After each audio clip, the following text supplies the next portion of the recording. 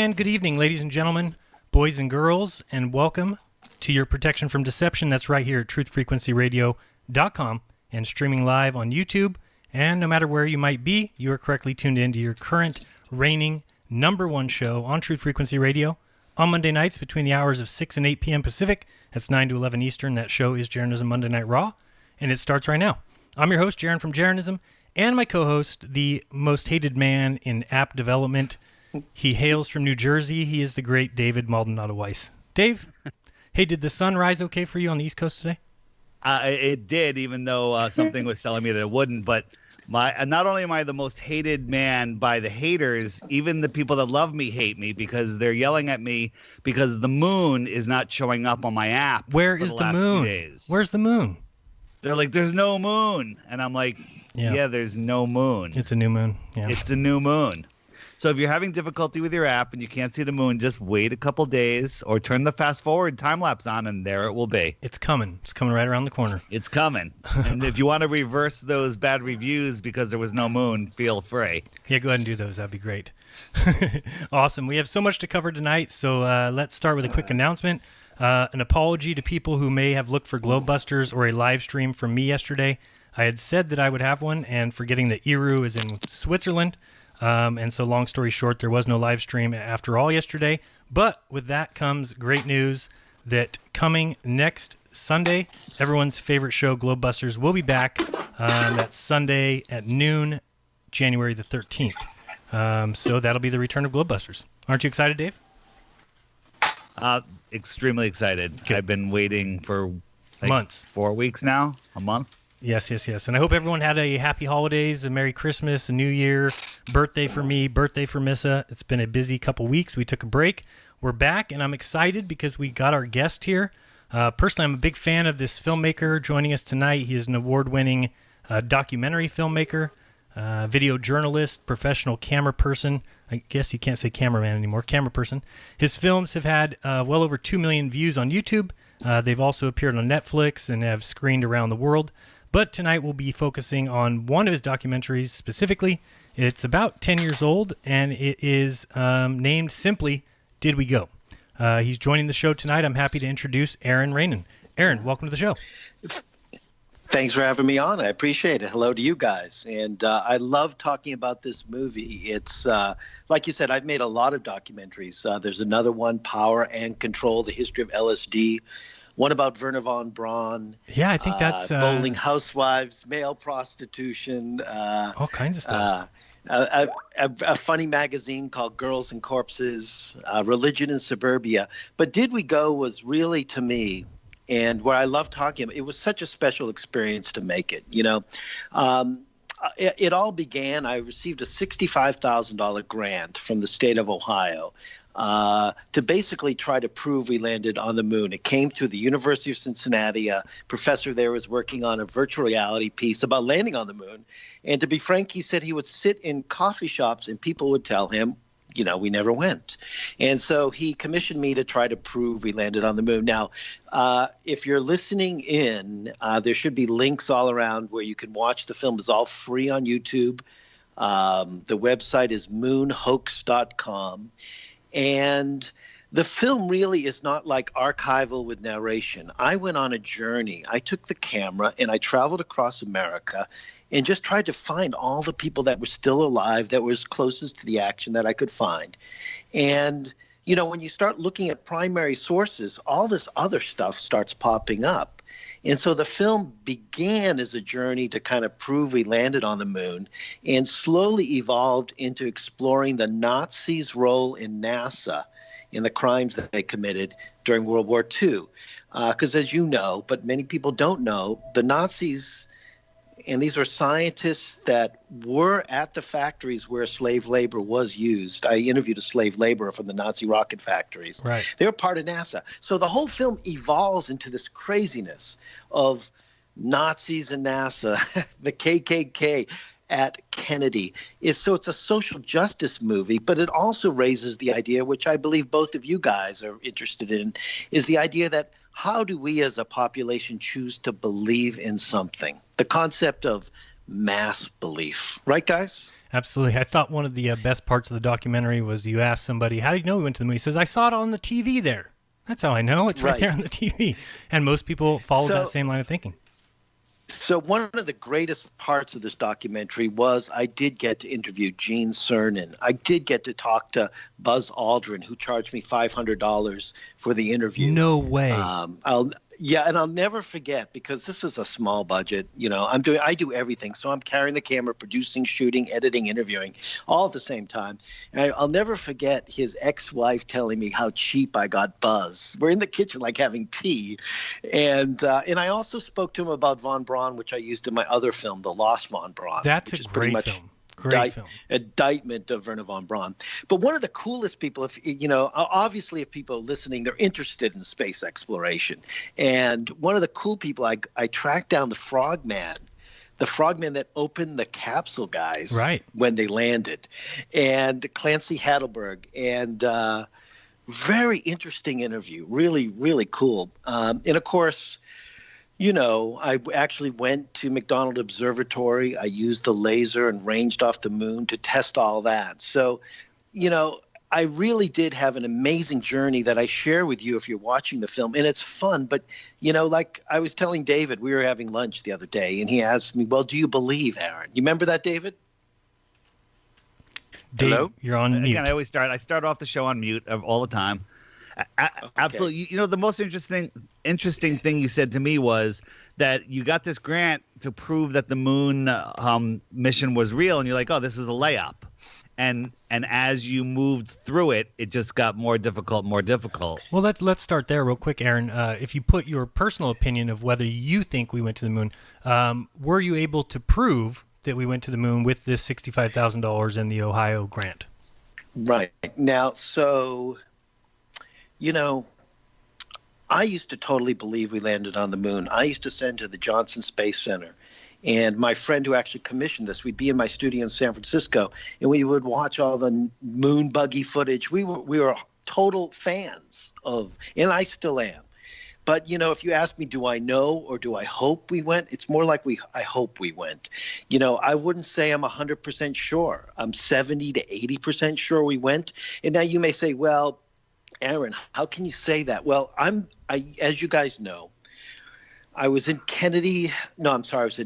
Houston. I was at Mission Control, and I'm interviewing Gene Kranz, the flight director.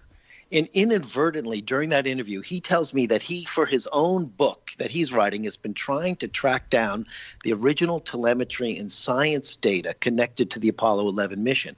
Now, these are tapes and tapes. Remember, there's no compression back then, guys. So these are at least a room full of tapes.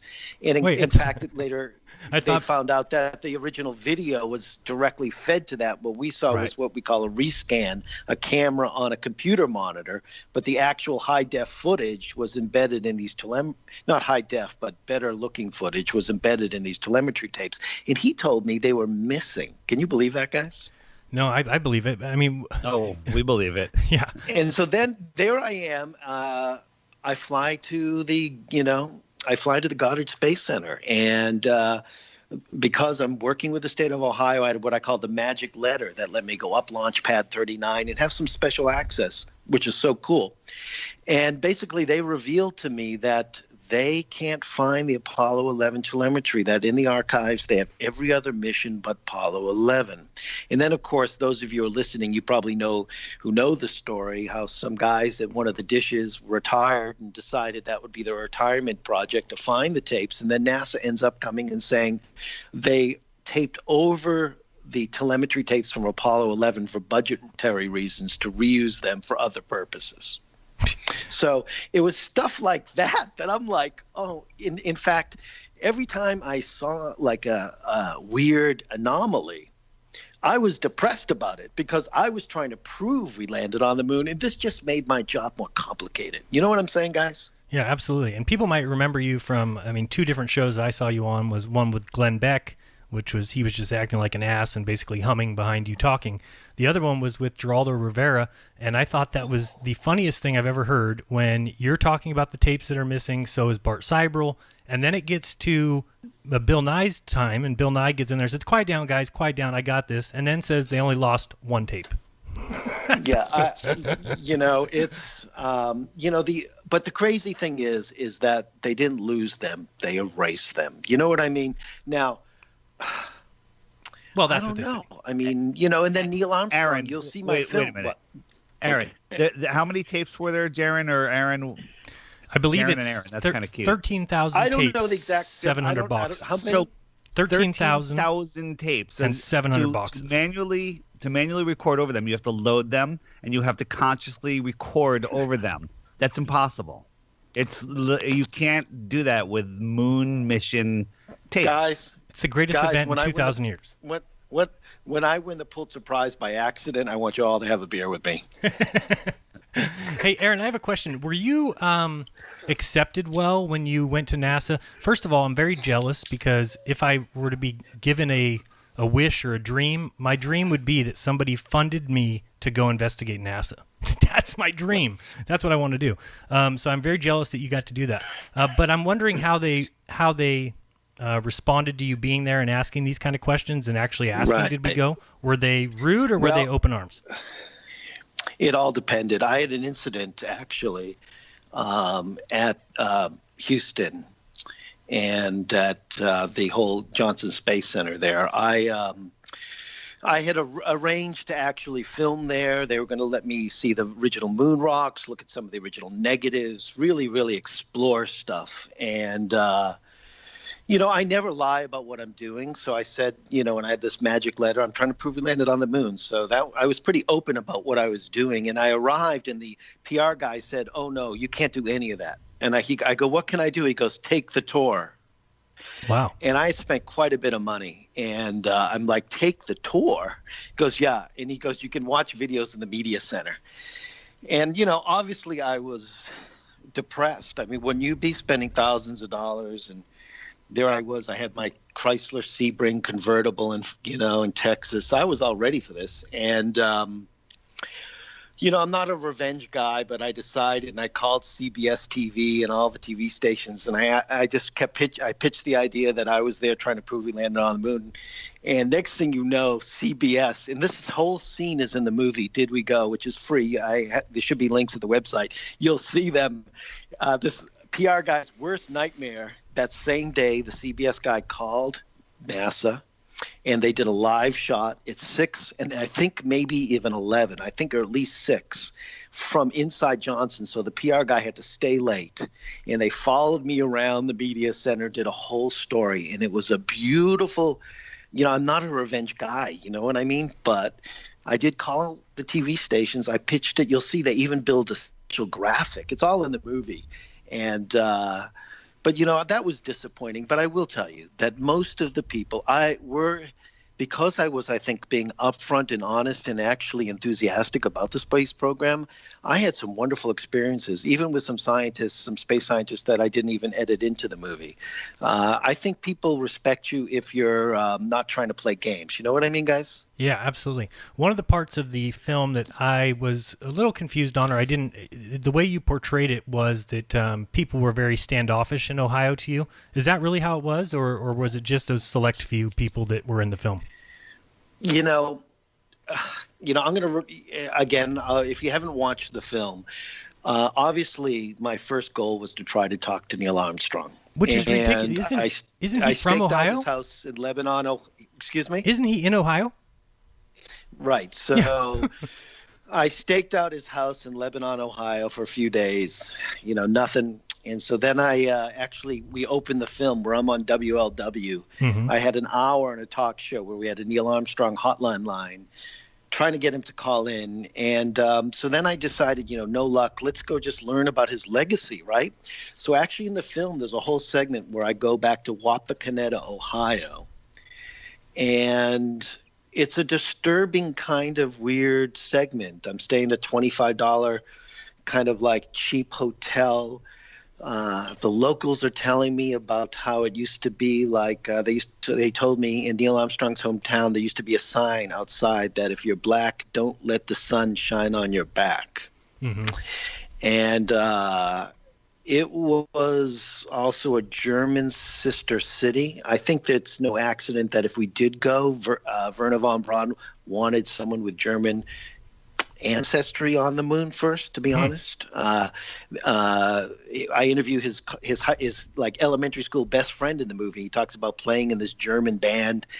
But he hadn't seen Armstrong in a while, right? Because he said, "Where are you? Where have you been? Where'd you go?" And then I find actually the garage that had a mini planetarium like telescope on top, where Neil was like first checking out the stars. It was really, I mean, like if we did go, it was very special, I have to say. But you never talked to Neil Armstrong, and this isn't just you, because he's never given any private interview to any interviewer or filmmaker. But he also didn't call in, or you never got a chance to talk to him. True? Correct. Yeah. Aaron, what was there anything? Can I share? I'm sorry. Go for it, David. No, my question is: was there anything that you experienced, the person that you met, that made you put a tick in the "we did go" side of the box?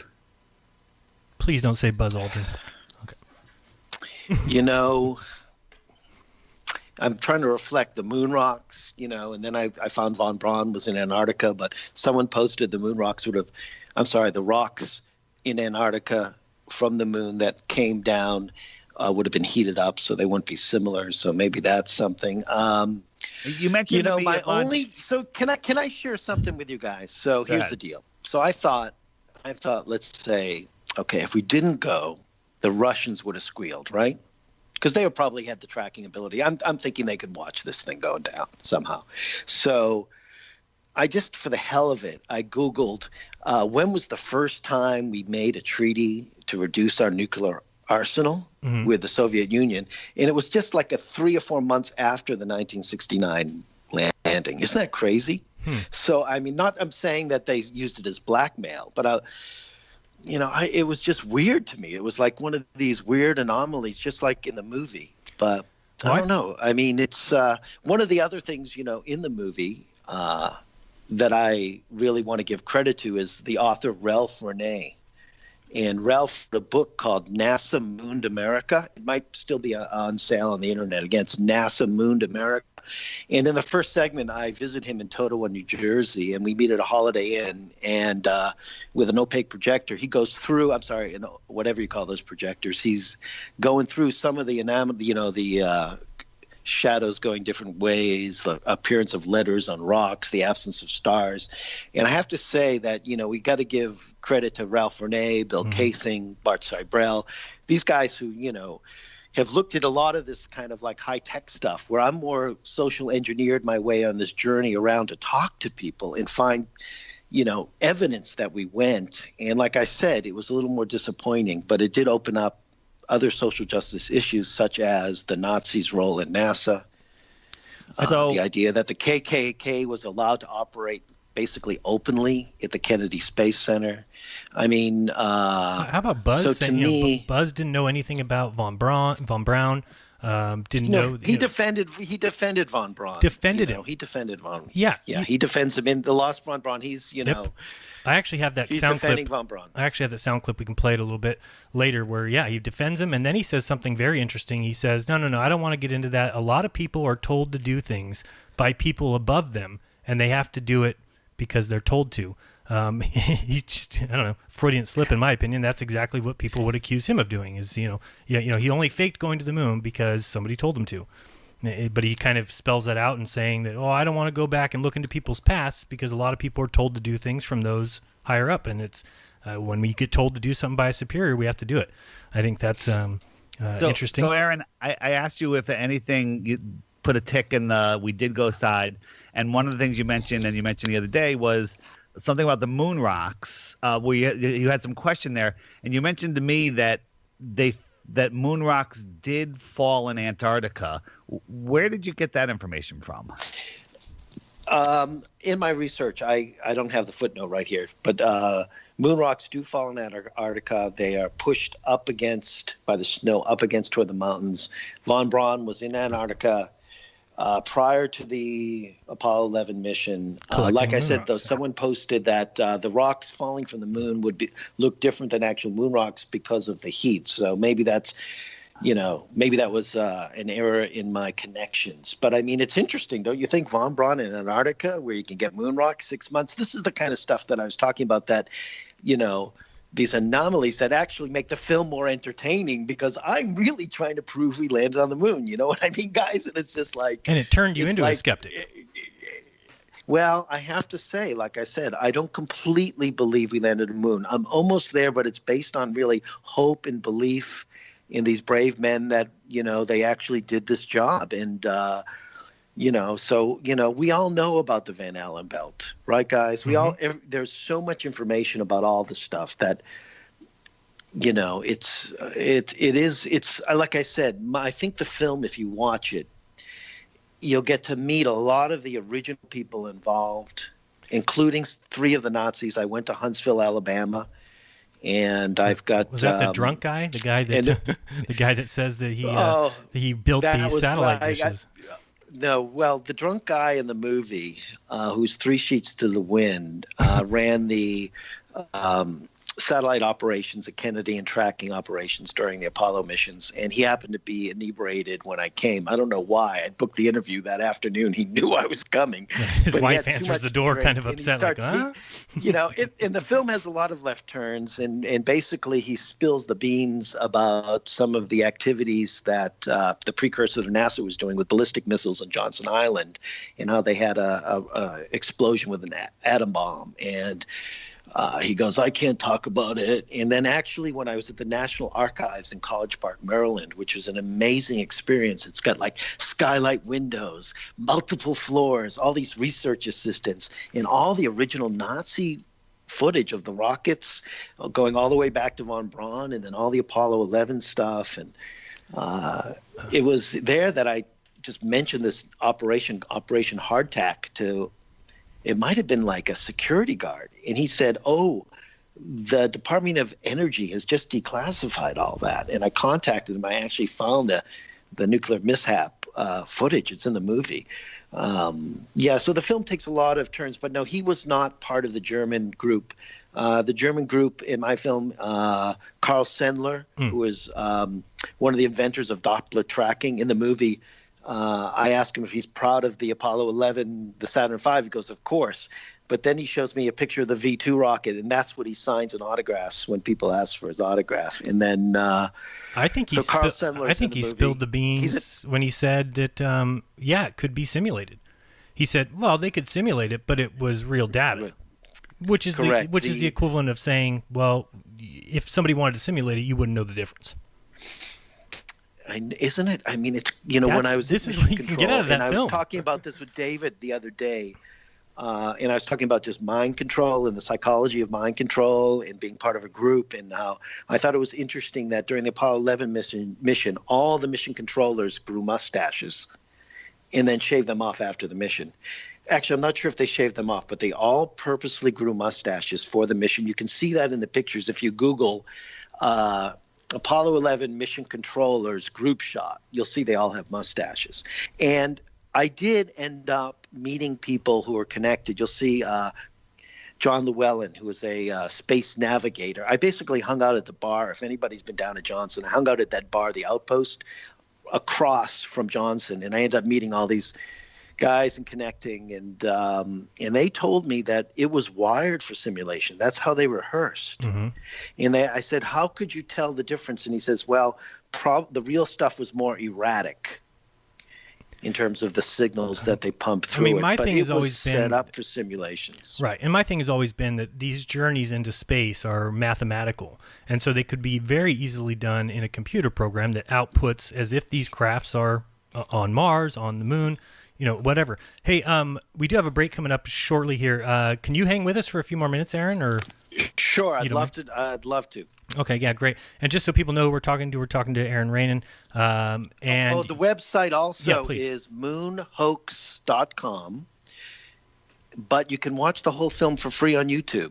Just type in "Did We Go?" or you have a link, right? Yeah, Did We Go? And I think it's in 6 parts. They're like 10 minutes apiece. Really easy to watch. And it's a great film, and it's kind of funny. And again, I really think that the more revealing documentary was the Lost von Braun, because I mean, if people need to understand what happened there, and people need to see that in your film, by the end of it, there's no way anybody can say, well, maybe he wasn't part of Nazi Germany. Maybe he wasn't in the SS. Maybe he wasn't a main officer. Maybe he had nothing to do with Peenemünde. You can't say that. You've proven that he was implicit. Right. We have pictures of him with Adolf Hitler. But it's funny. I was with David at lunch last week, and there were two kids, probably 27. And I just asked them, Nazis in NASA's moon program, true or false? And, they had no clue. And meanwhile, my uncle told me I was wasting my time making that movie because everybody already knew about it. Hold that thought. Don't go anywhere, guys. You're listening to Jeranism Monday Night Raw. We're with Aron Ranen. We'll be back in 2 minutes. Don't go anywhere. All right, welcome back. You're listening to Jeranism Monday Night Raw. We're here with Aron Ranen. And, Aron, here's my issue. So you were given $65,000 from Ohio, which is Armstrong's own state. You were given access to NASA, to Gene Kranz, to the archivists, to these original German scientists, to Buzz Aldrin. I should watch your film, Aron, and be convinced that we went. So my confusion is, you stated here tonight that you might be a skeptic, but you hope or you think that we went, but your video doesn't match at all what your opinion is now. Your video shows very clearly that you can't prove it. So isn't it... Well, it's really... how can I? It's hope. It's hope that we really went. It's blind faith, just like that band, And hey, at least you admitted it. I know that's ridiculous. Well, at least you admitted it. Aaron, I actually say that is the one of the biggest problems. Most people like yourself, we hung out for a while. I can tell you're a good person, and it's hard to imagine the evil that's in this world. So just on the fact that there's things that we couldn't do, we couldn't lie like that. We have this faith, but when looking at the moon, especially after watching your video and doing any research, there's nothing that ticks off in the "we went" box, and it's just blind faith that has you maintaining the 70% possibility that you think we went.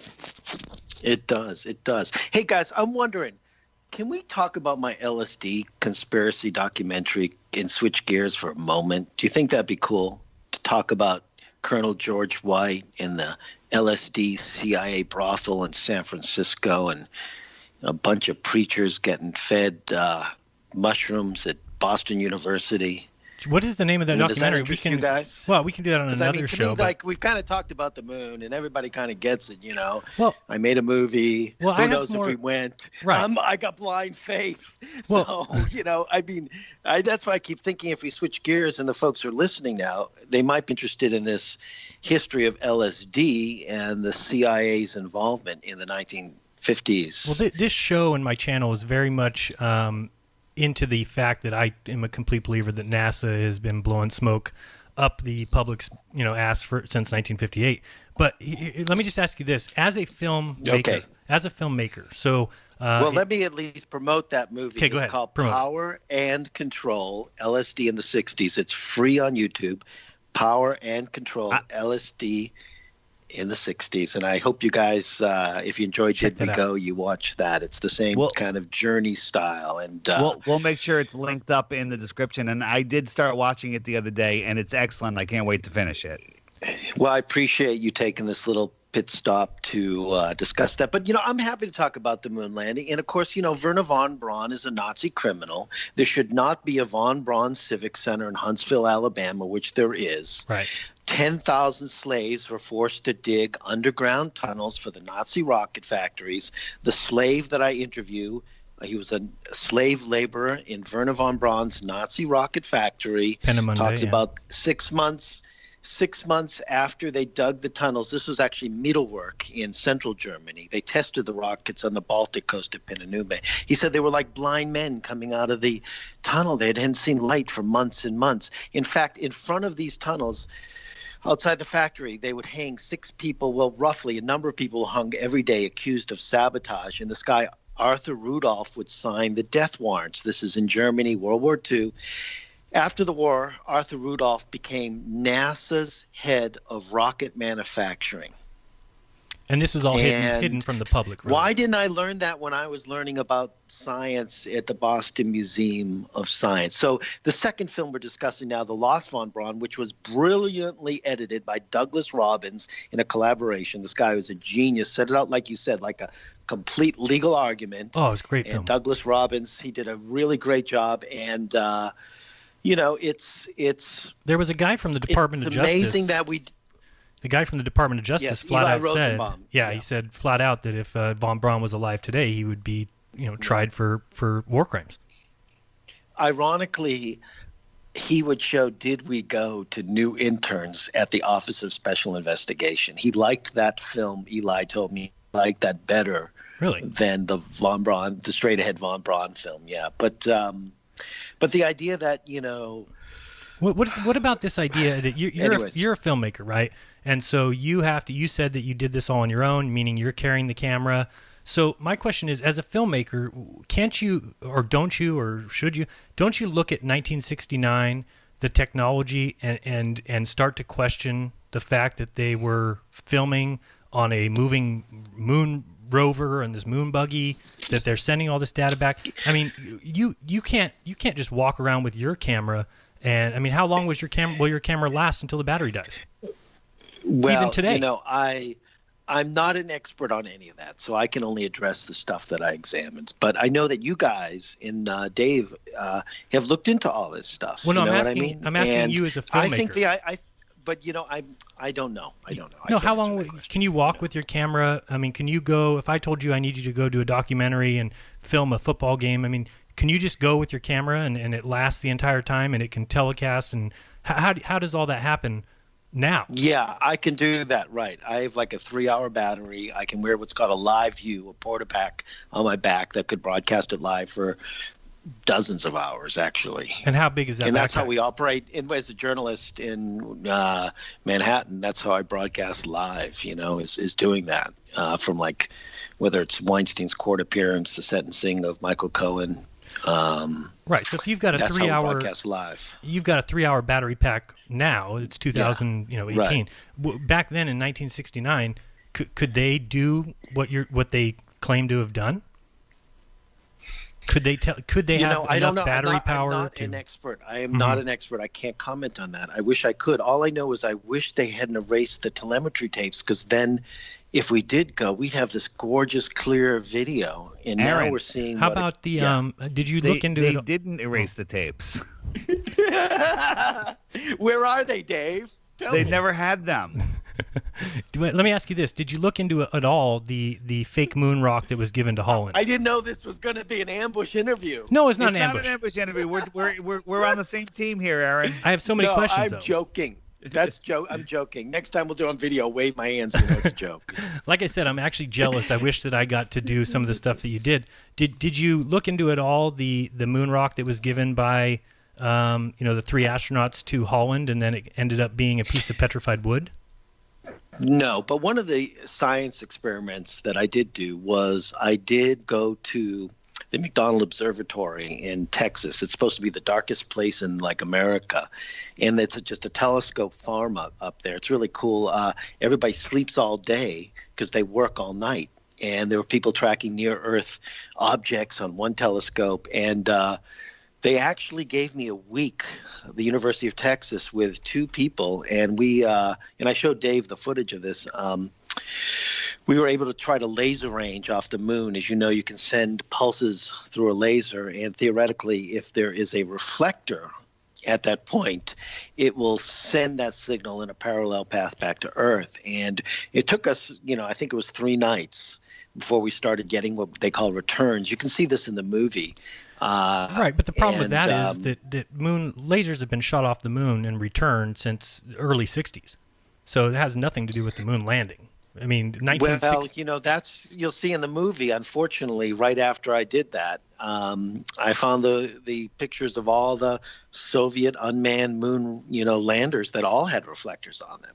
Right. What I'm saying is, you don't need a manned mission to land a laser reflector on the moon. You don't even need a mission at all. In terms of proof, it's really it's mute. Yeah, because you don't need a mission at all, because the first successful tests were in 1962 when MIT laser pulse reflected from the moon's surface using a laser, but that was in 1962 before anything landed there. So clearly that can be done without landing there. And this is the kind of thing that I always see. They want to go to that to be proof. Oh, well, they dropped these lunar, but in 1962 you were able to get a return from a laser. So obviously that's not proof of anything. in my book. Well, I'm saying you can just Google laser reflectors on the moon, and a lot of them will be mounted on these unmounted probes. So it's. But we were getting return I was very lasers. disappointed. I got very excited, to be honest. You'll see the movie. Once we had successfully laser ranged, I actually do a moon dance inside the laboratory that's in the film because I was so excited. And just so people know what they do, they send 4 quadrillion laser pulses, and then they hope to get 1 back. Not 1 billion or 1 quadrillion, 1. And that means that they successfully hit the reflector. But again, in 1962, they did the exact same thing with no reflectors. So... Yeah.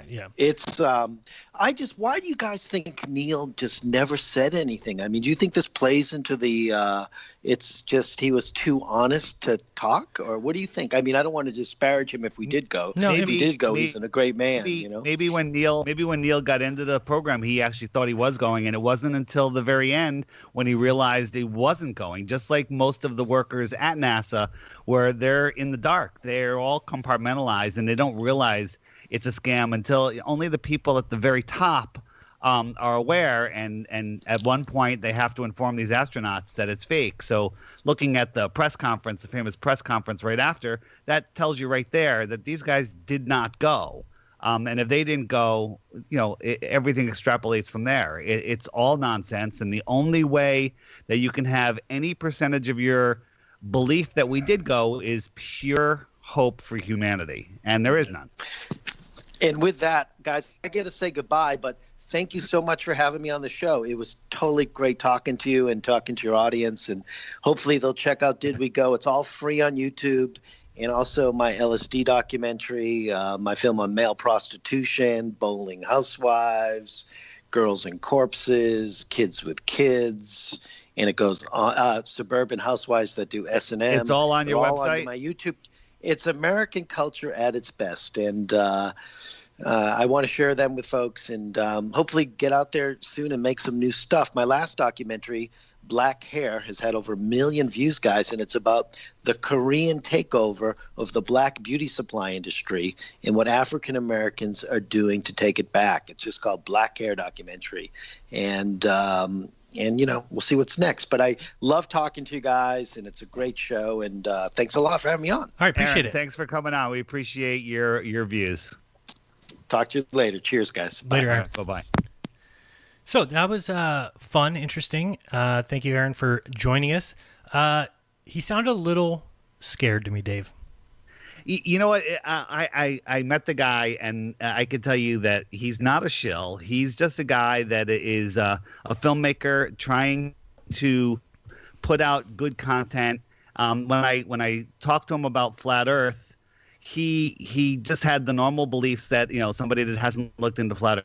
Right, that's okay. When I bring it up, he goes, "Well, I haven't looked into it." He's honest. He goes, "You know what? I just haven't looked into it, but I can't believe." Dave, here's my and when problem. someone says I can't believe, it's because they can't believe. Dave, here's my problem. If you gave me $65,000 and said, "Jaron, go prove this," and I go and I spend that money, I travel around, I interview people and everything, and at the end, I don't have anything that would lead anyone to believe that we went.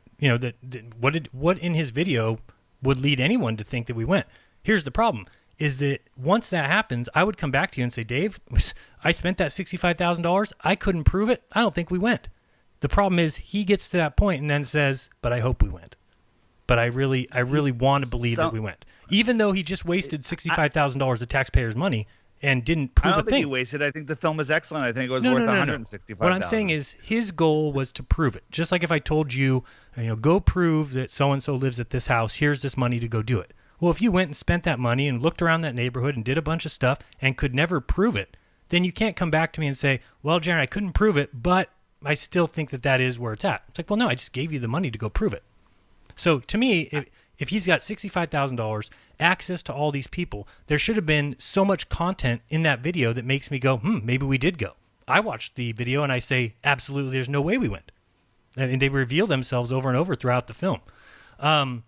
I think he's just a guy with some hope, and maybe he gets to a point where he doesn't want to look further. I sized him up as an honest, smart, nice guy. So I agree with that. I like what he's doing. It just if you ask me, we have some major difference of opinions. And well, I guess you could the one also... thing he said to me, though, as I said before, was he admits he hasn't looked into these things, so he can't comment on them completely.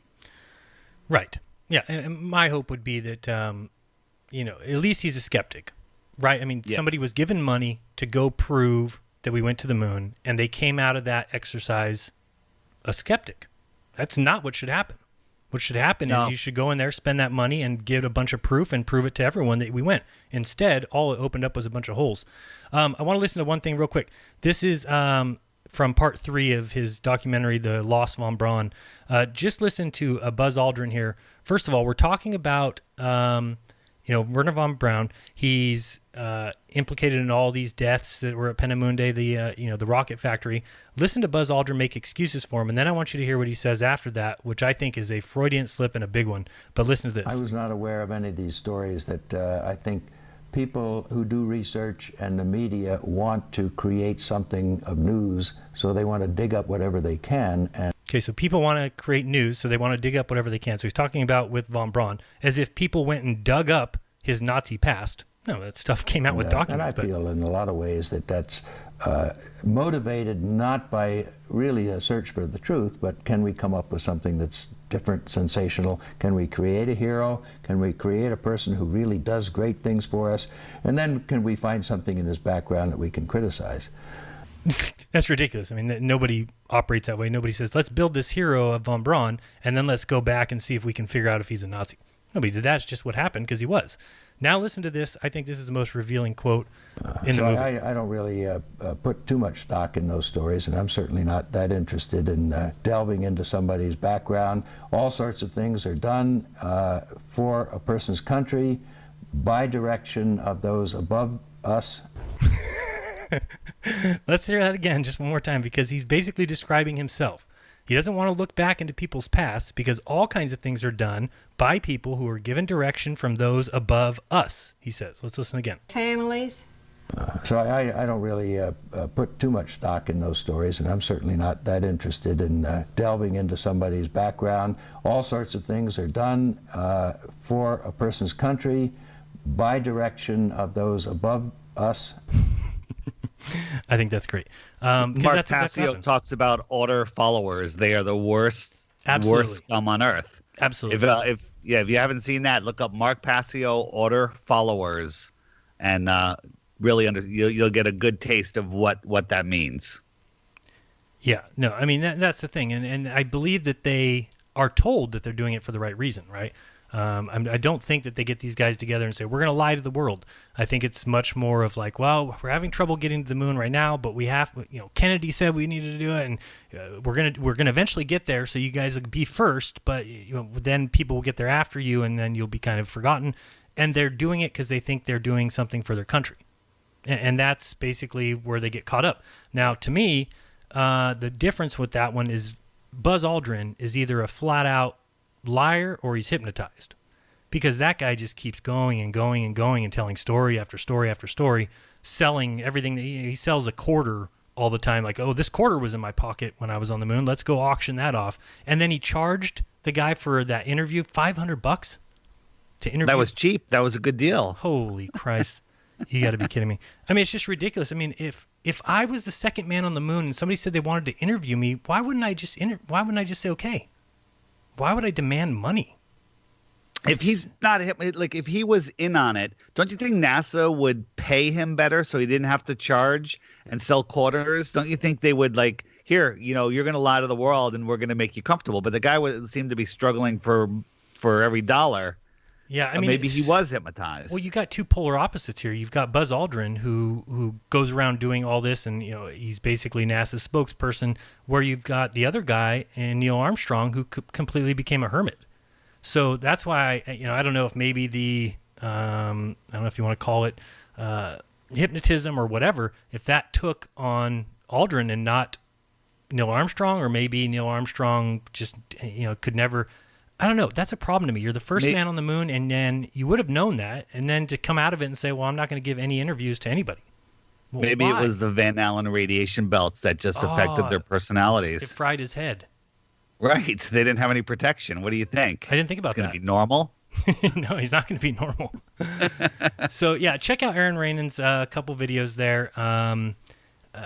Yeah, like I said, to me, if I was given money to go prove something and I go out and I can't prove it, and my video pretty much shows the reasons I couldn't, then I would come back and tell people I couldn't prove that we went to the moon. And it seemed like he didn't want to quite say that, even though that's exactly what his video shows. So to me, it's like, I think he's a little bit afraid of being the guy that comes out and says we didn't go to the moon. Look what happened with Steph Curry. You know, he comes out, he says it in a podcast, he's completely honest and says, yeah, I don't think we went. There's no way we could have got this there and do this. And the next day, he's forced to come out and lie. And guess what? That's what the world wanted. Everyone said, good, all right, good. Come out and tell us that you were just joking when you clearly weren't.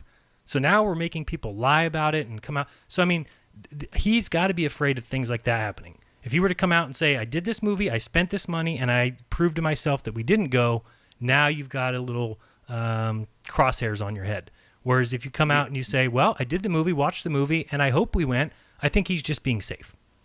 Maybe subconsciously he's being safe and doesn't even realize it, or consciously. Either way, who knows? And he described his love for space, and that's something that I know a lot of people have that I don't and didn't. And maybe that's a big difference, is I never cared for it. But, you know, he talked about moon buggies and his friends watching it. And I think that's a big part of it. I mean, anything that is in our, you know, conscious mind from a young age, we may not even know that it's there really, but you just grow up with these beliefs. And it's all because these guys have basically stolen reality from us. Right? Our minds are so messed up because we've been taught space, we've been taught planets, we've been taught spheres, we've been taught moon landings, we've been taught that the guys were standing sideways on the moon from where we're looking. They robbed us of our reality. They like to shoot rockets, and so they keep launching rockets into the sky, and they want more money for it, and they want to make bigger rockets. And so what do? We keep giving them money. And what do? By the way, everyone, congratulate. I don't know if anybody else is celebrating every day that the government's closed. I am, because guess what that means? They're still closed? I had no idea. Well, the great thing is NASA's closed. So I don't care if it ever opens again. Couldn't care less. I hope that they stay closed. And because look, is anybody feeling the effects of NASA being closed down? No, because they're a movie agency. They're just like Hollywood. They put out films for you and they show you rovers on Mars, and people get excited because there's a group of 50 people sitting in front of computer screens and all celebrating, and they look very smart. And, oh, isn't America great? And look at how our ingenuity is coming along. And it's just such nonsense to me that people can't recognize what's going on when it comes to space travel. One of the things I talked about in my live show the other day, Dave, and maybe you can quote it better than me, is Crow's Law of High Definition. Use it all the time. Crow's Law of High Definition. It says anything that's interesting that can be filmed in high def will be filmed in high def. Absolutely. Yeah. And I think, so when you think about that, just remember that we just had a Chinese lander drop a little rover on the moon, on the far side of the moon, and we got 2 or 3 grainy images. Now think, 1969, we're talking 50 years ago, we have people go to the moon and they're able to telecast live footage from the moon. And they send back live footage. Now, 50 years later, 2018, 2019, and we can't transmit live video from the moon? Do you want my answer on that? Oh boy, do I want to I'll call for Baller Dave. Baller Dave, can you tell me what the reason for this is? Yes, Jism. They were on the front of the moon, facing Earth. Okay, they're on the backside. They can't transmit through a rock, even 50 years later. They have a satellite. They have a relay satellite. They sent up last month. It's supposedly and that's why it's grainy. It's 238,000 miles. Oh, okay. What about the Mars? How's your cell phone, on a long distance shot across our thick atmosphere? This is going through space, Van Allen radiation belts. So of course it's going to come back grainy. Baller Dave, have you ever seen the image of Pluto? Of course. Is that grainy? Why is that grainy? Oh, it is? All right. Baller Dave left. Oh, can I get real Dave back? Yeah. Did he doesn't like coming up to the break. Did he just call me Jism? I don't know. I didn't hear that at all. I'm going to go back. If he did, oh man, we're going to have words. Me and Baller Dave next time he's on the show. Anyway, I got carried away there. I don't know what I was talking about. We've got a lot coming up after the break. We may get to some calls, but we got a lot to talk about. So we'll definitely get the calls in the last half hour. We have to. But Owen Benjamin We have to talk awesome. about him. Yeah, and I'm in the Owen Benjamin fan club of banning everybody. I totally agree with him. I don't need anybody. If you hate the show and you're listening right now, you're a fool. If you hate the show, turn it off.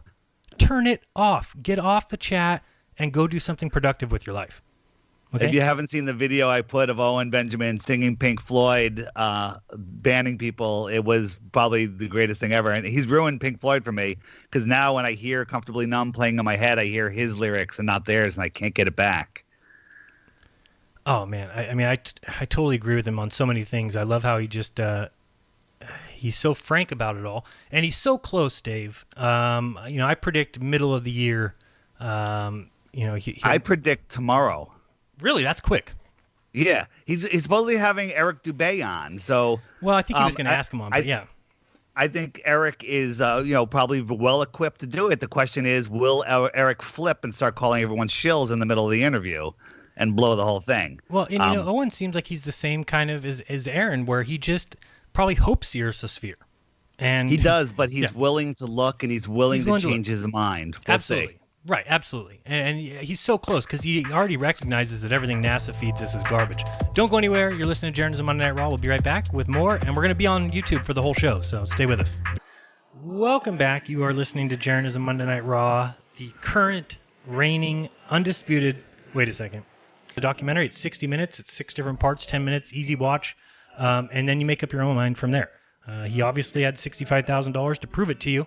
Your job is to decide by the end of the film, was it proven to you that we went to the moon? Or were there some interesting things in there, like the guy who is in charge of the satellite receiving station being asked, well, is it possible that this stuff was simulated? And he said, well, it could be simulated, but this was real data. Well, what do you mean it could be simulated, but you wouldn't know the difference? You wouldn't know. So, go ahead. People just want to believe. Hey, you caused a slight crap storm by not telling anybody that you're running the second hour. So we're all spamming links, go here, go there, then the link doesn't work. Where are we supposed to be watching? Well, it's always on TFR every Monday night between the hours of 6. Oh, sorry. And how about on YouTube? It's still on my channel. All right. It's also on Ginger Sugar Bush 905. Okay, maybe I'll end it at the end of this break so we don't have any phone calls on the show. We'll do that. Does that sound good? Will that make you happy? Hey, I'm happy either way. I just, again, I spammed a broken link as always, and I think I'm going to give up trying to help in the future. So we should talk about the app that I plagiarized and was able to afford a new vehicle. And if people don't know, there's videos out there saying that I plagiarized the app that David built. And I'll just tell the story again real quick because I think it's a cool story, which was Dave Weiss calling me and saying, Jaron, I got a great idea for an app. Okay, whatever. What are you talking about? Okay, it's a flat Earth map. We put the sun and moon there. We can move the sun on the... I'm like, can they do that? I said, yeah, I found a developer who can do that. Okay, and then we talked about the moon. And then we started adding features, and we added time-lapse. And then, Dave started sending me a link every damn morning. I woke up, and there's a link. I have to click it. I got to uninstall the app, reinstall it. But I was the only one who got to see it. And so I saw this thing progress and come along great. And Dave was under the wire. I mean, he wanted to try and have it done by the conference, and we were like within a week. He was waking up for... How long did you wake up at 3 a.m. for? You're still doing it, aren't you? I'm online in an hour and a half. I'm with them again. Yeah. So, I mean... It's nonstop. It's nonstop. He's been working with these developers who are, of course, in India, so he's got to get up early. And then the app gets finished, and and me as a friend to Dave, I post the video. He made the video. I just put it on my channel. And then to see people saying Jaron's plagiarizing this app, and he's charging people money, and he's making money off Page Windle's app, and what a joke. I mean, it's just so sad that people are so butthurt about this app. Dave, what are some of the issues that you've been hearing, not including the people who are upset that it's a new moon? Yeah, the moon. We made an update, and then something went wrong, and so on Android, on half of the types of phones, it crashes, and it just doesn't work. That update is going live tomorrow, and that should fix that. The Apple, on the other hand, it had a problem where the weather was timing out because we had a troll attack. We can get into that if you want, but we fixed that. But then all of the buttons stopped working. The settings button stopped working. The featured video stopped working. So we made an update, which I actually got approved over the weekend, which I didn't think you could do. But Apple has a problem on their end where they're not notifying people that there's an update. And if you go to the App Store, there's no option to update. So if you have the iPhone app on iOS, iPad, or iPhone, and you haven't updated it since in the last 2 days, delete the app and then go back and download it again, and you'll get the bug-free version that actually has a new feature where I have a link to all of the archived videos. So if you're like, hey, with that video from 4 days ago or 2 months ago, what was it? You can click that button. We're adding a whole bunch of new features. Jump forward 3 months so you can really see the seasons. You can hide all of the features now, the video, the weather, the countdown timer, and you can turn off your location and set your own locations so I can't track you and control you as a flat earther. Nice. Yeah. That's I nice still will update. be listening and taking your credit card information. Right, and listening to all phone calls. All phone calls within waking hours. Tracking you like Patricia and Mark did with their apps. Right. You have adopted Megatron as your sponsor, right? I can't comment on that. All right. Was I not supposed to mention that? Uh-oh. Yeah, whatever. So the thing is, yes, there are updates, a few bugs. It's getting better. I'm getting so many emails from people. This is the greatest app ever. They love it. And I just, without going on too long about it, the biggest, the argument that the trolls can come up with is when you look at the sun. So I'm on the East Coast here, and in the morning when the sun's rising, I see the sun over Europe, over Africa. That's where the sun is on the app. And if it's over Johannesburg and I check Google what time is it in Johannesburg, it says it's noon in Johannesburg, just like the map shows you, because you're looking over it. Correct. But if you were on the ground below, on the spot where you're standing, you don't see the sun over in Europe when you're on the East Coast of America. If you drew a tiny little circle around yourself, like the size of a pencil eraser, that's where you see the sun. So it's right there, within a quarter of an inch of you on that map, maybe even less. I don't really do the math, because you're seeing it in your own personal dome of vision. When you see the sun over Africa, it's south of the equator. Well, I'm north of the equator, so I'm looking southeast. But according to a glober, I'm looking northeast, and that's not the case at all, because, as I've said a million times, east and west are circles, whether you're on a ball or a flat They're not earth. circles. The east and west must work the way that us globers believe, because Wolfie said so. Yeah. Well, that means if you're I can't even speak. Sorry. When you say that. If you're a mile from the North Pole on a ball and you go east for 3.14 miles, you're back to where you went from. And if you don't think that's a circle, then you're a baller. Yeah, just picture tying a string to the North Pole, and then wherever you're at in the northern hemiplane, or if you want to talk about the globe, the northern hemisphere, and if you went east or west, that you would be walking a circle around that rope or whatever that's tied to the North Pole. So I don't know why people can't quite grasp that. I do know why, and it's because we weren't taught about east and west correctly, and that's what we're trying to show. It's a different way of thinking. Mm-hmm. People, they're like, they'll come up with something and they're like, and that's the way it is, and there's no other option. It's like, 2 + 2 is 4, and math doesn't lie, and that's the end of it. Well, that 2 × 2 is 4, and 1 + 1 + 1 + 1 is 4, and 3 + 1 is 4, and 8 divided by 2 is 4. There's other answers that are equally as good, if not better. Right. And that's, a baller would say pool balls are round, therefore the pool table's round, therefore all balls are pool balls. And that's Glober thing. And GPS works, therefore it proves a sphere. Yeah, please. Because you can't map people onto a sphere if they don't live on one, I guess. And I want people to think about this. You and I discussed this earlier. Is a compass only works for the person holding it or the person standing right next to them when they're on the ground. If you're using a compass from a high up altitude where you can see the whole world, like when we look down at our iPhones or Androids and see this app, you're way high, and east and west you're looking south. Every direction you look is south because you're looking over to Antarctica. It only works in your immediate area of 10 feet or 10 miles or maybe even 100 miles, but that's it. Anything longer than that, that east or west curves away from you and you're looking south. And then the other thing is, because I keep hearing from people, your app's been debunked. The app's been debunked because Wolfie's shown that the sun sets over here and it doesn't. And people still can't grasp the fact that go swim in a pool and look at a light above you, or look through any atmosphere. Go back and watch my videos. I can't show it any more times where you take that little glass dome, and nobody's saying we live in there, but it acts like the atmosphere does. And we've got scientists on record saying that the atmosphere is a lens. And so you're getting a displaced sun. And this is even part of the ballers' rhetoric, right? They tell us that when you're seeing a sunrise or sunset, you're not actually seeing the sun because it's actually behind the earth. So they're talking about an apparent sun, the same thing we're saying, that the sun is not where you think it is. So they can grasp it when it's behind the horizon. They can say, okay, I see the sun there, but it's really behind the horizon. But then when we say, well, the sun that you're looking at in the sky, yeah, it's setting south of west, but it's actually going northwest, and they lose their minds. They can't even. It's like crayon munchers.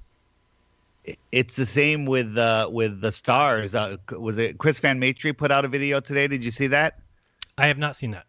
So basically, he's talking about we're moving at all these ridiculous speeds for millennia after millennia, and there's no parallax in the stars. Right. And everyone knows what parallax is. When you move, something closer to you will change its relation to something farther from you. But because it's so far away, it doesn't move, which is just utter nonsense. Over the periods of time that we're talking, things would change.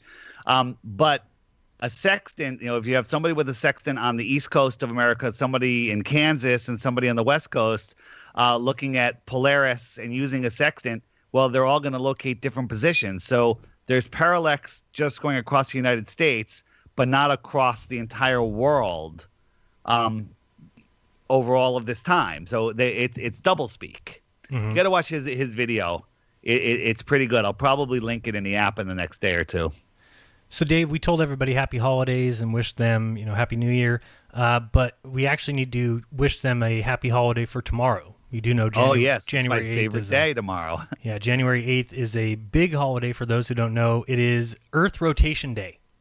So happy Earth Rotation Day. It's the day that commemorates when French physicist Leon Foucault demonstrated the Earth rotates on an axis in 1851. Now, here's the problem with this, and I still have never been That's showing up in everybody's social media calendars. Well, if it's in mine, I'm going to delete my calendar. So here's the problem with it. So we're told that the atmosphere moves with the Earth, and that must be true, because if it wasn't, then planes would get to their locations, faster if they're going against the spin of the Earth towards the west, and slower if they're going with it. So here's my problem with that. The atmosphere moves perfectly with the ground.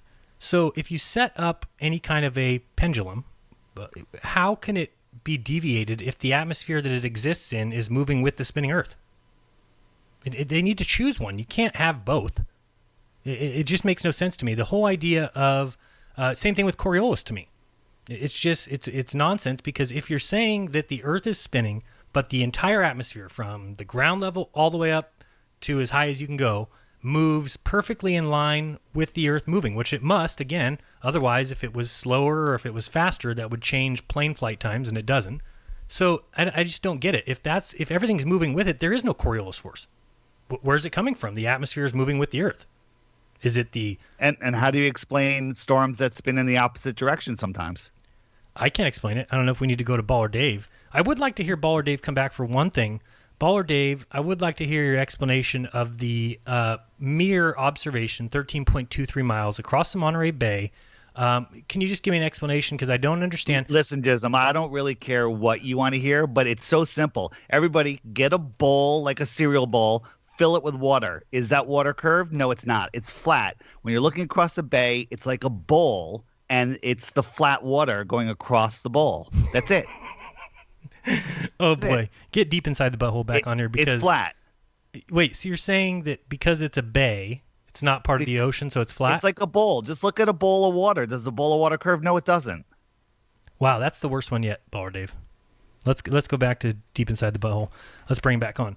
Dave, That's ridiculous. Is that really have you heard a glober actually use that one? Yes. No way. So bays now are flat. Oceans curve, bays are flat. That makes a lot of sense. I mean, the thing with this, the water surrounding them, I mean, they'll make up an excuse for anything because it has to be. Yeah, I mean, the thing that people miss about the mirror observation is when you go out there and you try and do this test and it's June or July and you look across the water and you can't see that mirror reflect, then the immediate response from all the globetards is, oh, that proves the sphere. There's an obstruction. Okay, so let's go back there now in November or December, and now all of a sudden we do see the mirror reflection. Now remember, it's not hotter, it's colder. Okay, so we've got clearer air. So what would possibly cause that other than the fact that, okay, there's distortion of the atmospheric blocking, and then when you remove that because you go during the winter, all of a sudden you can see the mirror reflection. People need to recognize that that is proof that the Earth is not a sphere. You know, maybe people thought... If you can't see something, there's more than one reason you can't see it, but if you can see it, then that eliminates some possibilities, like there's something in between you and it. Well, unless you believe in fantasy looming and, mirages.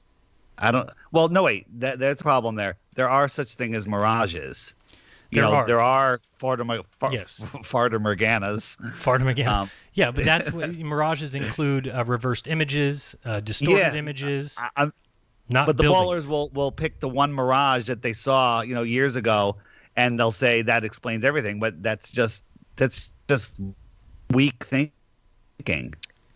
Yeah, it's and really and weak. the other thing, boats over the horizon. Guess what? Nobody's ever seen a boat go over the horizon. The video that we were all shown in school with the triple-masted ship, that's been broken down. We should try to dig that up. Every time they show the ship down, they lowered the camera down, and there's 5-foot waves out there. Yeah, you can watch the water go up the side of the screen. Just watch it. Yeah. And the only other person that put out a video of a boat going over was Red's Rhetoric, and that was debunked. So, we can see birds flying into the place where... And it's so explained with just the reduced viewing angle. And, probably the best I've heard anybody explain it was with Nathan Oakley. Is really, he just described it as, you have to look at what you're looking at and call that a degree. And the fact that the bottom half of that is a smaller angle to look at because it's closer to the ground. And of course, the funny conversation that he had on his debate show, because he had a guy come in and say, well, where's the compression left to right? It's like, no, there is no compression horizontally. The compression happens because the ground is meeting the sky. You can turn around 360 degrees looking left to right and nothing ever gets in the way because there is no ground in the way. But when you're looking top to bottom, we have a problem with the fact that the ground has to meet the sky, has to meet the horizon. That's the horizon line. And if that is a small angle, it disappears. A good way to look at it is, imagine you're floating in fake space and there's nothing around you, and you could see whatever distance that you believe you can see, but there's a finite distance that you can see. Well, spin that all around you in every direction, 365 and every dimension, you're going to create a sphere around you, right? You're in the center of your sphere of vision. Now put a land under your feet, and it's going to cut that sphere in half. Now you're in your personal dome. Right. And then you just talk about that as things go off into the distance, they obviously reduce in size. And as they reduce in size, they get closer and closer to that breaking point, which is the horizon, which then gobbles up the item because it gets too small to be rendered to our eyes. And these things are known, and people just can't grasp it. I don't know why it's not a bigger deal that the world has now found out that boats don't go over the curve. I mean, all you need to do is do it once. And I hear a lot of people saying, well, if I pull out my I should look at it with my eyes, and then it disappears. And then I pull out binoculars, and then it disappears. And then I should be able to pull out a telescope, and it disappears. Okay, get over that. Because really, it's not, you don't need to go that far with it. You just need to go out and either observe with your eyes or observe with a P900. And you will see the line that they call the horizon. And they've told us all since we've gone to school that horizon line is because we live on a sphere, and that's as far as you can see. After that, the ground has curved away from you. So that's what we were all taught, and that was that's their main proof that we live on a sphere. So now fast forward to times now where we've got this P900. All you need to do is go out one time, watch the boat begin to disappear, and then when you zoom in with your camera and realize that it comes back, all of a sudden you realize you were lied to. That the point where the boat had gone too far has nothing to do with the curve of the Earth. You just proved it to yourself, because by zooming in, you brought it back. Well, sorry, that's not how curves on balls work. You can't zoom in and see more. And right, yet but the we can. problem is one time they'll do that, and it'll be a rough, windy day where there's 5, 6, 10-foot swells out there, and they'll zoom in and they can only see half of the ship because the other half is being blocked by the closer swells that are over your eye level, and they'll say that's curvature. Right. Again, this is, when something's blocked once, we need to look for other answers. Is there possibly, or is the only answer possible that we live on a giant ball and that there's humps of water in between places? It's so ridiculous. I mean, the idea, I started thinking again about that Monterey observation, 13.23 miles, and then I realized that there's supposedly this 30-foot hump of water, and it's only 13.23 miles. People need to realize that what you believe then is that there is a mound of water just existing in 13 miles that is 30 foot high in the middle. How we know water doesn't work that way. You can't have a hump of water. It doesn't work. It has to fill in the less areas. So everything will always be level. That's why we have sea level. Go ahead. I was going to say, just you have to realize that you're standing at the water's edge, and that water is kind of rising up to your eye level because we live on a flat plane. You just put a couple waves out there that go an inch above your eye line. Well, draw from your eye a line from your eye to the top of that wave. That's a upward sloping wave that's going to block. It eventually will block the sun. Well, you know what my highlight of my day was today? I watched a Jay Tolan Media One video. Did you watch it? No. Oh, you got a new one? Oh, a new one. You got to check it out. Look at this picture. It's incredible. It's amazing. It's amazing. The perfect flat Earth right here in front of you. No, but here's what he shows, and everybody needs to go check it out. In fact, I think I'm just going to put it on my channel and do a little background talking to it because it's amazing. 123 miles away, he's at Point Dune in Malibu, and he films Mount Jacinto, 123 miles away. Its elevation is 10,000 feet. The entire mountain should not be visible, and you can see the entire thing. There is no mirage. There is no looming. No light from the sun is lifting up an entire mountain range. Please go check out Jay Tolan Media One. His most recent video, I think it's called 123 Mile. Amazing observation. Man, I think infrared is just awesome. I do see you guys on the wait line. I saw a couple people drop off, but we will get to calls after this break. When I my P1000 is shipping back to me tomorrow. I'm actually stoked about that. Yeah, I can't wait. I have some shots that I can get that are definitive. How much curvature should there be in 25 miles? In 25 miles? Yeah, 25 miles. Are you want exact, or you want me to guess? Yeah, no. So 25 times 25 times 8, right? It's like 300. 8 divided by. Well, it's like 300 feet, give or take. 416 feet. I can put the camera a foot above the water and see underneath the Whitestone Bridge, which is 25 miles away. You're a liar. If I round down. And the tower, I think, is only 260 feet tall or something like that. I can see underneath it. It's right there. Dave, you should go to Jay Tolan Media One and just check that out and realize that entire mountain should be behind the curve. And, I mean, it's case closed. These are the kind of things where, now granted, just like I was saying that there could be other explanations. Sure, bring me other explanations for the fact that we see a mountain. Here's the great thing about being a flat earther. I just get to sit here and say, I see the mountain, period. You have to come and bring all these fairy tale stories of looming, and it's just ridiculous. It's not happening. You can make all those excuses you want. It's not a mirage. Nothing is looming. The light isn't lifting things up to the horizon and displaying them perfect for you, which would be like magic. Globers, I don't know about them. I don't know. I don't think they want the truth, Dave. They don't. They won't. If you give them something that's undeniable, they won't look at it. They won't look at it. I've been in an epic battle with a good friend of mine, who lives out in Oregon, on my Facebook page. It's unbelievable. Ian Leahy was helping me. It's been going on for weeks.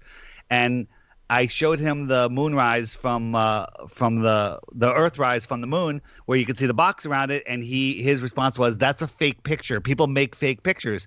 So then I said, what if I show you that it's from NASA? And I show him that it's from NASA. and a university still being touted as real. And he goes, well, then all of the other millions of pictures would have to be fake too. And I said, can you give me one? And he just ignores it. He won't. He just changes the subject to flights from, Auckland to, Santiago, and then accuses me of changing. It's like they won't. No, they won't look at it. Here's they kind just of things. They won't look at it. Anything that will prove them wrong definitively. It's so funny because they don't even realize that their entire universe is constructed of 85% dark matter, which has never been observed and nobody knows what it is. And, I saw some. And they have a right. They actually ask us, like, well, what keeps your sun and moon in orbit? Why don't we just say it's dark flattery? We've never observed it, but it's got to be there because flatter. Yeah, dark flatter. Flatter. Yeah, dark flatter, because we've never observed it, but it has to be there because otherwise the sun and moon wouldn't go around. That's what they do with the entire universe. That's what people don't realize. We got to go to break. I was about to get into a rant. All right, we'll be right back. Don't go anywhere. I'm going to shut this show down on YouTube. Please head over to Ginger Sugarbush 905 to watch the rest of the show, or TFR Live, listen live. TFR.com, listen live. Don't go anywhere. Stay in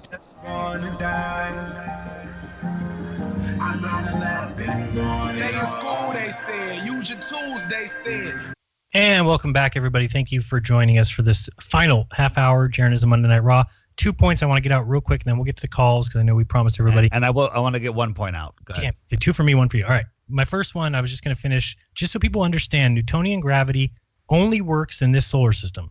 So it doesn't work anywhere else. So if you're a glober, you believe the Earth is only, 0.0000001% of the universe? So imagine, gravity works for 1/1 billionth of a percent of the universe, and the rest of it is all made up with dark matter and things that they've never observed. You have to recognize why they can't let go of that. Remember, I think it was Feynman that said, if we test something and it doesn't match the results, then it's false, and you throw it away. Well, they can never throw gravity away because guess what? It's the only thing that explains the stupid sphere of pretend. Okay, there's no pulling force to the center of the Earth. Water doesn't bend. We're not, boats aren't upside down underneath the Earth right now. Nobody's standing upside down underneath me. It's just not happening. That's point one. Second point, I just wanted to bring up again because I think the point got lost. The lunar ranging experiment in 1962, they shot lasers off the moon and they returned to Earth. Period. Okay, that's been proven. You can look it up, lunar ranging experiment. Look it up on Wikipedia for all you who Wikipedians. So we now know that you can bounce signals off the moon. Now, later in the 60s, Russia sends some craft supposedly and drops some reflector there. And then the United States supposedly goes to the moon and drops reflectors there. And today, they now take people to this observatory and they shoot lasers off the moon and say that it's proof that we've been there. So I don't even think Aron understood what I was saying. In 1962, they did it when nothing was on the moon. So I think you're even being fooled, Jaron, because I think they faked it. I don't think they ever bounced anything off the moon because I don't even think it's anything you can bounce off of. And they faked it without a reflector. They faked it with a reflector. You mean they faked the one photon that comes back out of the 4 quadrillion they sent? Yeah. Yeah. No, again, these are all computer programs. That's what people don't understand about every satellite image that you've ever seen has been processed by a computer. And if you don't know how computers work, you can take any data that comes in and just output anything. It doesn't even have to have data coming in. You can just program the computer to output to make people think that it just received some data. And again, I've talked about it before, but the one time I talked to a college and got the guy to admit when I said, oh, you guys are in charge of the satellite? Yep, we're in charge of it. Okay, great. Then as soon as you get the data immediately from, oh, no, actually it goes to the NOAA and then to NASA, we get it 2 or 3 days later. This is the college that's in charge of that satellite. And they Wait a minute. Hold on. Up. I got a photon back. You did? Did you hear it? Let's do a moon Hold dance. on, I'm going to send 40 quadrillion. Listen carefully. I'm going to listen for a tone. I heard it. Yep, got it back. It's a tone. Are you sure that's not the tone, though, that we landed on Mars? No, hold on. Let me shoot it. I'm going to shoot away from the moon. Nothing. Now I'm going to aim it at a tiny little spot on a moon that's orbiting at ridiculous speeds and rotating while I'm rotating and orbiting. I'm lining it up perfectly. Mm-hmm. Got it. Wow. How bizarre. Very bizarre indeed. Wait, now you did your 2, right? You did your one. You got to No, do that sound effect. that wasn't what I want to do. What?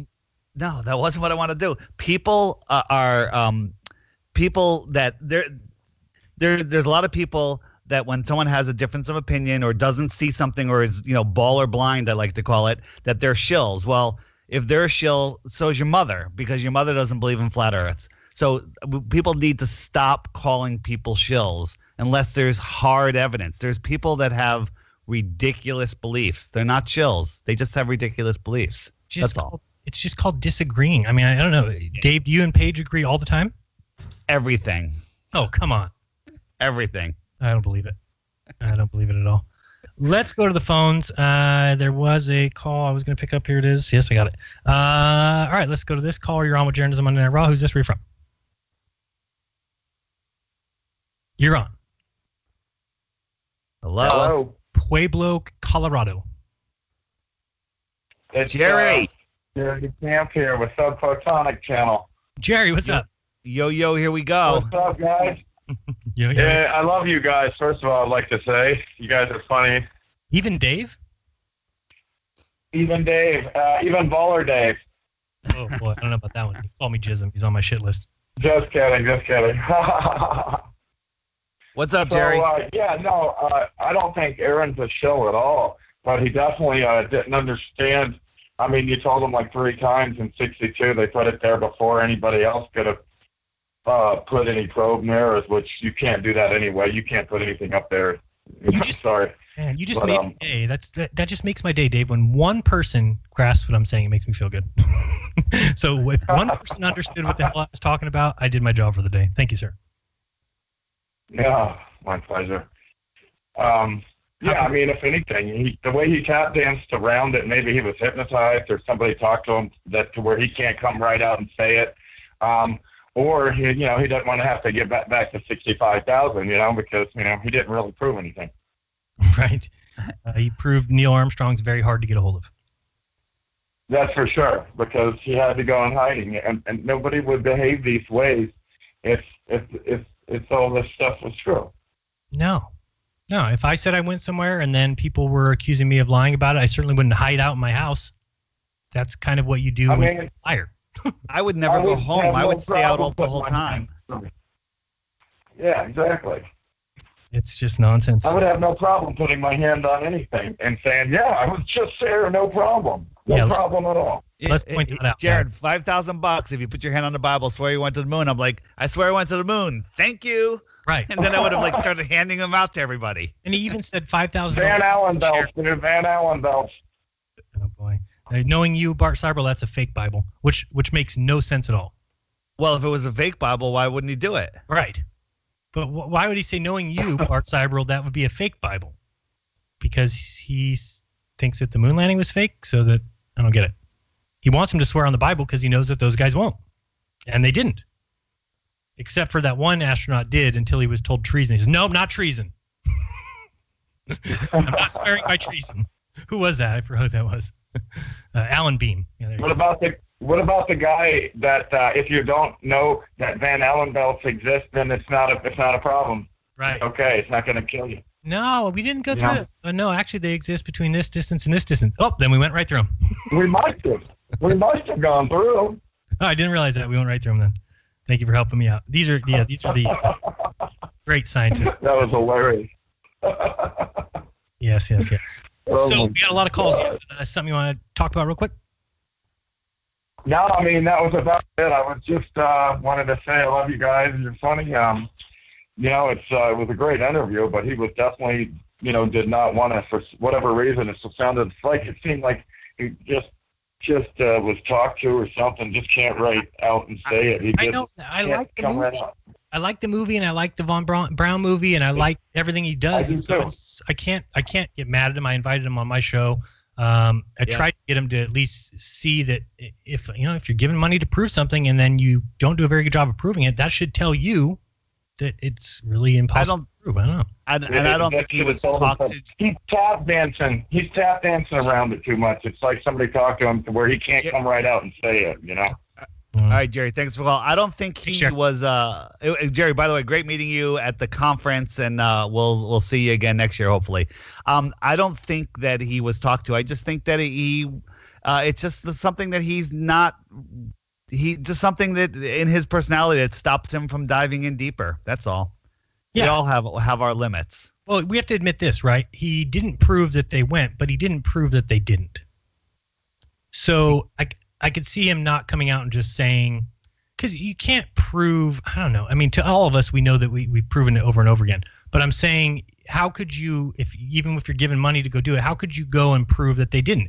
It's just going to be revealing the kind of stuff that he revealed and put in that documentary. So I think he just isn't saying the word. He's kind of telling you to watch the documentary. He said it many times. It's free on YouTube. Just look up Aron Ranen, ARONRANEN, and did we go? Let's go to the next caller. You're on with Jeranism Monday Night Raw. Let's keep it short. Who's this? Where are you from? Hey, Jaron. It's Brian or Ginger. Ginger, what's up? Just wanted to say hi to Dave, yourself, and happy birthday to you and Missa. Thank you very much. I appreciate that, old man. Yeah. Did you enjoy the Paul Heyman segment? So I did, yes. Okay, good.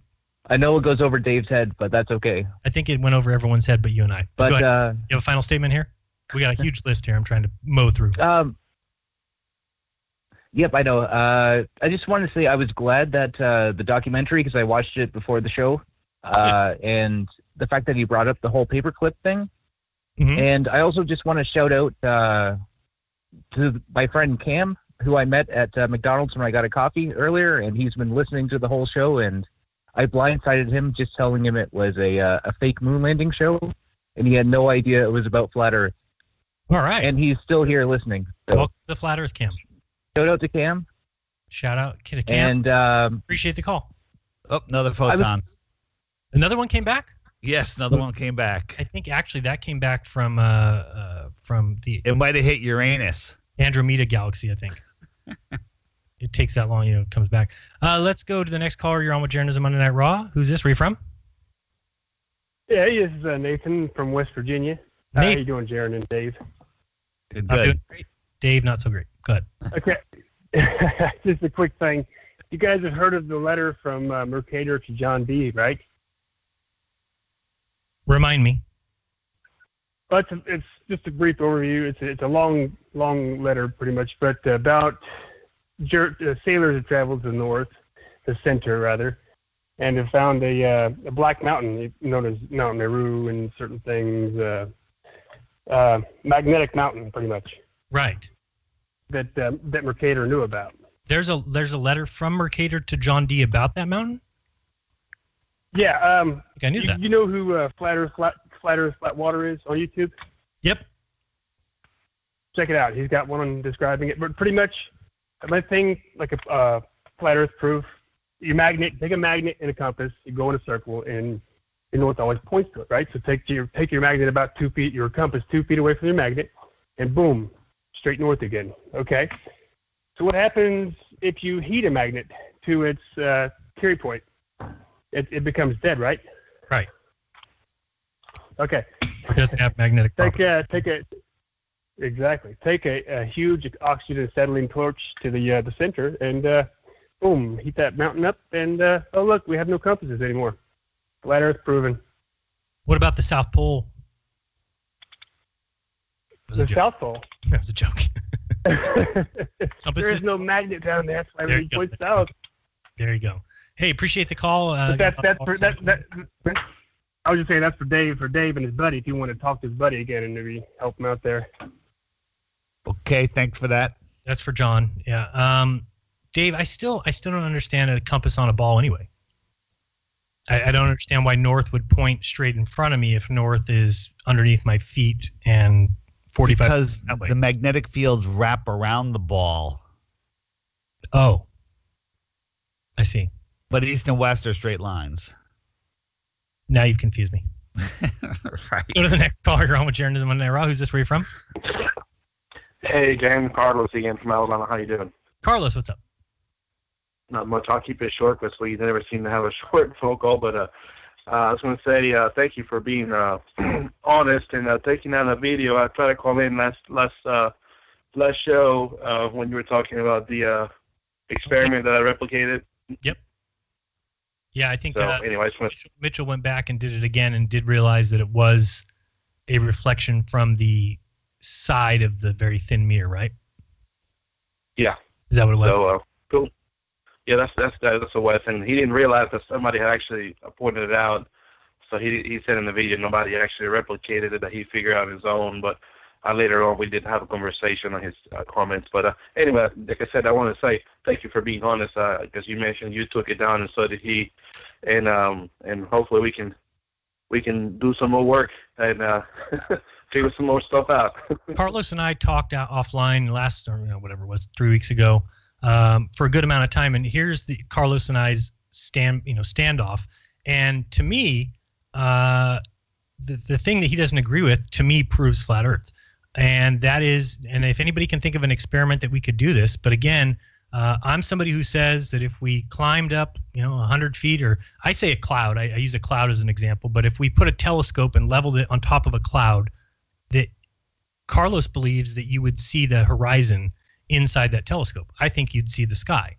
And this goes back to Bedford Level. We talked about it many times where they did the measurements, and after Robotham came back and said, no, you have to tilt the telescope down. You have to teach the telescope that things get smaller in the distance. I know it sounds weird to say teach the telescope, but the telescope only knows that circle that it's looking through exists. It doesn't know everything else exists. So if things get smaller into the distance, you have to program that into the telescope. Otherwise, it's going to be looking off higher than everything getting smaller towards the distance. So Carlos says, that doesn't happen, and he thinks if we set up, for instance, if we put a telescope on top of a telephone pole, and let's say there's telephone poles going off into the distance to infinity, he thinks if we put a telescope on top of that telephone pole, that they would line up perfectly, all with the telescope all the way down to the horizon. And I've been saying on a theoretical flat plane. Right. And I'm somebody who says no, that the telescope would look level with the first one. The first telephone pole would look off into the distance, and then all the telephone poles would fall away from it, and it would continue looking off into the sky. So if somebody can think of a good experiment. What? Yeah, I'm working on some videos and on some experiments in the future. So hopefully we get them out this month. Well, I appreciate that, and I hope we can prove it, and then I can watch you live on air become a flat earther. So appreciate the call. Let's go to the next call. You're on with Jeranism Monday Night Raw. Who's this, and where are you from? Hey, this is Andrew from Minnesota. Andrew, what's up? How's Minnesota? Cold? Sure. No, not too cold out here. Anyway, I just wanted to throw in a tiny clarification there, going back to the Apollo astronauts who supposedly never swore on the Bible. Gene Cernan actually did that when he was interviewed by Bart Sabrell. I mean, he had no problem with it. He basically said, I swear, under penalty of perjury, treason, and eternal damnation, that he was on the moon for 75 hours. And he even talked about, I think it was Ralph Renee. He said, I have a book that says that, this big, that says, I never went to the moon, but you know what? I know I went. Yeah, and the crazy thing is I've heard people say that even if Neil Armstrong came out and said that they didn't go, people would still believe they did. So I actually would take that into consideration, but the fact of the matter is he did not. So I hear a lot of argument from incongruity as far as whether we went to the moon or not. And you talked about the lasers. Sure, you may not need a retroreflector to actually bounce a laser off if you have a big enough laser or a powerful enough laser. And why would I let somebody tell me that as proof? Why would I continue to let NASA continue every single time to use that as evidence of moon landings when it's complete and total horseshit? This is people lying to us. It absolutely proves that a man-made piece of equipment got up there. Wait, what? It proves that a man-made piece of equipment got up there. No, in 1962 they shot it off the moon, and they got it back. That's fine, and you can do that. I'm not arguing that, but I'm arguing that they also have retroreflectors that give you a better return, a more accurate return, so you can actually measure how far away the moon is, which, by the way, isn't 3,000 miles away. It's a lot more. Oh, 248,000 miles? 238,000. Yep. Mm-hmm. Yep. What if Jaron and I? And again, I'm hearing the argument from incongruity again. So you don't believe it, therefore it can't be real. No, that's not the case at all. It's after research and looking. I believed what you believed, dude, until 5 years ago. Well, I've done research too. I started with my first Jeranism video back in 2015. I've been at this for coming up on 4 years now. So what is your and reason? I would thank you. I would thank you and your other Flat Earth colleagues for my understanding of the Flat Earth, but I still disagree with it. Can I ask you a question? Because I've done research, and I don't stop at just Flat Earth videos. I actually go and fact check, and I look at the other side. It's like trying to just explain make a decision, why only hearing one side of the argument. So why have we never gone back? Why does it make any sense? We went back 5 times. How many more times do we have to go back? We returned 5 times. Okay. Let me ask you a question. Hold on, buddy. Hold on. Let me ask you a question. Let's say you come over to my laboratory. Jaron and I are here, and I have just hang on. Let me ask you the question. No, I just want to confirm. It sounds like David Weiss. I just want to confirm this is who it is. Have you been listening to the show? Where are you? Well, I'm from Minnesota. David's been on for 2 hours. Yeah. I just want to acknowledge this is the first time I've talked to you, David, and I just wanted to say, how you doing?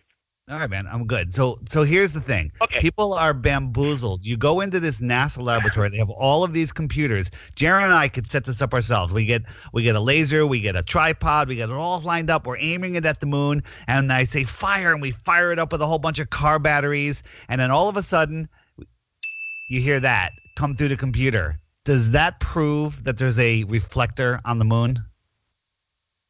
Do you think that we could fake? Do you think we could fake? Ask that question. Could it be faked? But if you have a big enough, if you have a big enough laser, you just like you said. But they were bouncing lasers off without retroreflection. It doesn't matter what we have. Can you fake that? That came from the moon. Oh, I lost you there. That's a photon that I just sent to the moon, and you don't believe me. Why do you believe NASA? What did they show you that made it more real than that? I mean, why? Here's what it comes down to. Here's what it comes down to. In all walks of life, your day-to-day life, you have to rely heavily on second and third party information. Now, the key is, am I going to believe a flat earther off the street who's handing me a pamphlet saying Earth is flat, or am I going to put my trust into a subject matter expert who is an expert in their field? I'm raising my hand. I'm going to believe the guy handing me a pamphlet. Yeah, here's the thing for me is that I'm going to trust myself. You're talking about going through life. Who do I need to believe in? Do I believe in flat earthers? And well, guess what? I don't believe in any flat earthers, and I don't believe in any of the mainstream stuff. I decide for myself.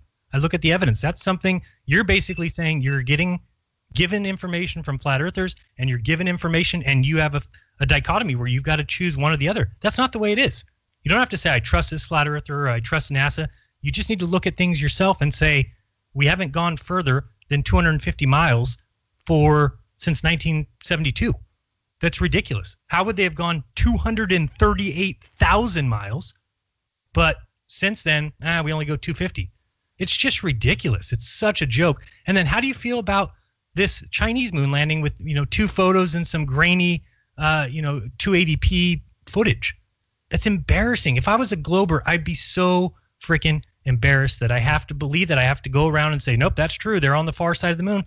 No, they're not. I mean, 2019, there's a GoPro everywhere on everything. Why do people believe that ding is coming from a photon? Because if they don't, they're going to be considered stupid, Dave. It's because they're trusting NASA, which we've proven, wires and fade-ins and fade-outs, and they've been proven liars, but you still want to believe them because they have a giant computer that goes ding. Yeah, I believe in NASA because, they I don't know, they take $56 million a day, so I figured they're doing something with it. But again, look at the government shutdown. Is everyone feeling the effects of NASA not being around? Guess what? If NASA disappeared tomorrow, it wouldn't matter a freaking thing to the world because they're doing. Where's the $56 million going to? Why they're shut down? Employees. No, I don't know. They're on furlough. I don't know. Maybe they'll send us some so we can. All right, let's grab another call before we run out of time. How much time do we have? I don't want to be in the middle of a call for what's. Okay, we're good. You're on with Jeranism Monday Night Raw. Who's this? Where are you from? Hey, this is David. I'm from Florida, and I was just wondering if if all the footage from NASA is fake, why are they so bad at hiding the lie, like with the bubbles and strings and all that? And the footage that they put out in the 60s and 70s and 80s is so bad that they can't now bring out, HD CGI footage. People would be like, wait, how the hell did that happen? So they have to kind of try and stay like everything in the world is HD. We have HD cameras in our pockets. So the only thing that you don't get HD footage of is space. And the reason why is because people would start to ask questions and people would, so they just have to keep putting out the same junk. And guess what? They get away with it. Here's the thing. Why would you put out more than 2 pictures of a Chinese moon landing if people will believe it with 1 picture? I think that people were blessed to get 2 pictures because people would have believed it with 1. In fact, people would have believed it if there was no photographs, no video, and just the tone. Dave, can I get a tone? People would believe it. Thank you. People would believe it. That's the problem, is that people are no longer looking at things objectively. They're no longer actually reviewing the evidence. They're simply falling in line with the social construct, exactly what you have to do if you want to be considered smart. It's the same thing with a lot of these guys. I just don't think that they want to be the butt of jokes. Look what happened with Curry. I mean, Curry had to, go suck up to NASA and go interview with the astronaut, and I'm going to go take a tour of NASA, and I'm apologizing, and I didn't mean it, and I didn't really say it. I was joking. He wasn't joking. So we've now got people who are forcing athletes to go out and lie to the world to cover what? Who cares if some basketball player doesn't think we went to the moon? Who cares? But you're going to make him go lie on television in front of the world? It's influencing the children of America, the future. Well, too bad. If the moon landing is real, then it will be real. It doesn't matter who's saying it's not. If it's real, it's real. Obviously, that's not the case. They're obviously protecting something to the point where if somebody says something about the moon, even in a just little offset comment on some know-nothing podcast, they've got to bring him down. They've got to have him apologize to the world because only idiots would ever think that we didn't go to the moon. There's moon rocks, Dave. Hey, Jaron, I can prove that ding was a photon coming back because it told me that the moon is 238,417 miles from us right now. I just checked on time and date. That's what it is.